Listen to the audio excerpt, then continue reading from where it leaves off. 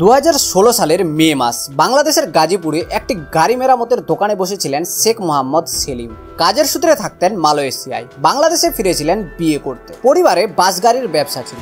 আচমকা 29 মে সকালে ওই গাড়ি সারাইয়ের দোকান থেকে তাকে একটি বাসে করে তুলে নিয়ে গিয়েছিল 4-5 জন সশস্ত্র ব্যক্তি। তারা হাত বাঁধা হয়েছিল পিছুমোড়া করে, চোখ ও কাপড় দিয়ে বেঁধে তার উপর পরিয়ে দেওয়া হয়েছিল একটি কালো টুপি। ফলে সেলিমের কোনো ধারণাই ছিল না কারা তাকে ধরেছেন, কেন তাকে ধরা হয়েছে বা তাকে কোথায় নিয়ে যাওয়া হচ্ছে। তবে হাসিনুর রহমানের গল্পটা ছিল অনেকটাই আলাদা। তিনি ছিলেন বাংলাদেশ সেনার এক প্রাক্তন লেফটেন্যান্ট কর্নেল। সামরিক বাহিনীতে বীরত্বের জন্য পেয়েছিলেন বীর প্রতীক খেতাবও। 2012 সালে 28 বছর চাকরি শেষে তাকে সন্ত্রাসবাদে জড়িত থাকার দায়ে বরখাস্ত করা হয়েছিল। এরপর 2018 সালে তাকে ধরে নিয়ে যায় পুলিশের গোয়েন্দা। দুজনকেই আলাদা আলাদা সময়ে ভিন্ন ভিন্ন অভিযোগে আটক করা হয়েছিল। তবে দুজনেরই গন্তব্য ছিল আয়নাঘর। আয়নাঘরে ঢোকার পর থেকে দীর্ঘদিন তাদের কোনো খোঁজ ছিল না পরিবারের কাছে। হঠাৎই যেন হাওয়ায় মিলিয়ে গিয়েছিল দুইজন। রিপোর্ট অনুযায়ী 2014 থেকে 2019 সালের জুলাই মাস পর্যন্ত বাংলাদেশের প্রায় 344 জন ব্যক্তিকে গুম করা হয়েছিল। পরে তাদের মধ্যে 40 জনকে মৃত অবস্থায় পাওয়া গিয়েছিল। সরকারি হেফাজতে পাওয়া গিয়েছিল 66 জনকে। আরও 203 জন ছিলেন নিখোঁজ। তারা কোথায় কেউ জানত না। এদের অনেকেই আয়নাঘরে বন্দী ছিল বলে মনে করা হয়। আয়নাঘরটি আসলে দেখতে কেমন? আয়নাঘর হলো বাংলাদেশের প্রতিরক্ষা গোয়েন্দা দপ্তর বা ডিজিএফআই এর আওতাধীন এক গুপ্ত গুমঘর। এই গুপ্ত গুমঘরটির কোড নেম ছিল আয়নাঘর। জানা যায় এই আয়নাঘরে মোট 30টি কক্ষ রয়েছে। আরও আছে বেশ কয়েকটি সাউন্ড প্রুফ কক্ষ, অর্থাৎ যে ঘর থেকে আওয়াজ বাইরে যায় না বা বাইরের আওয়াজ ভিতরে আসে। সেখানে বন্দীদের নির্যাতন করা হয়। জেলখানাটির এক একটি সেকশনে আছে 5টি করে কক্ষ। প্রতি 5টি কক্ষের সঙ্গে রয়েছে একটা করে শৌচাগার।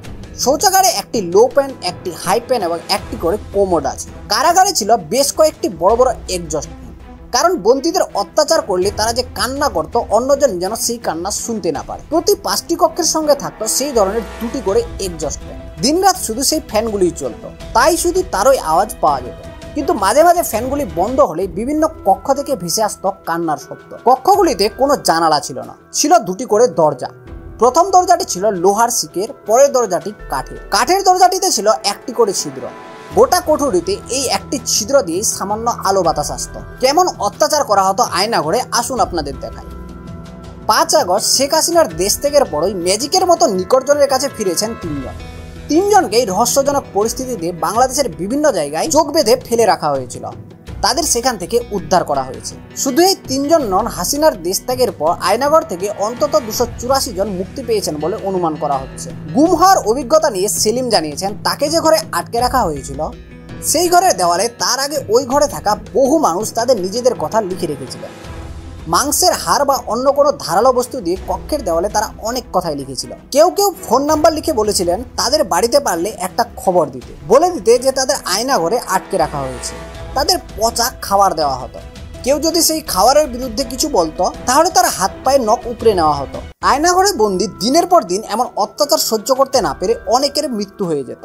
তারপর তাদের লাশ সেখান থেকে লোকচক্ষুর আড়ালে সরিয়ে দেওয়া হতো। কেউ জানতেও পারতো না, কারণ যাদের আটক করা হতো খাতায় কলমে তাদের কোনো তথ্য রাখা হতো না।